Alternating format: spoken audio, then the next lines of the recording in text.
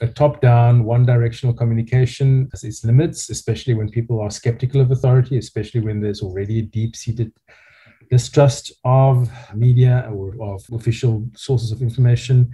And as far as one could, we have to try and create spaces where there's enough dialogue and discussion and questions and answers with people, instead of driving misinformation underground, or instead of amplifying the polarization that is already happening. We hear a lot about echo chambers and filter bubbles.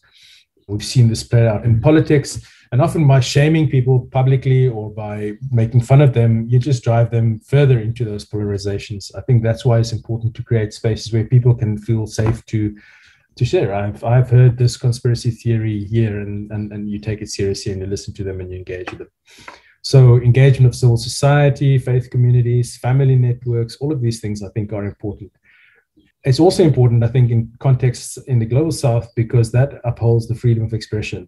Because you don't want to create a further problem by clamping down on misinformation through criminalizing it, for instance, and thereby amplifying another problem that is already existing in these contexts, namely the repression of freedom of speech. So yes, counter bad information with good information, but also think about issues of trust, access, and what the most efficient modes of delivery are within these contexts.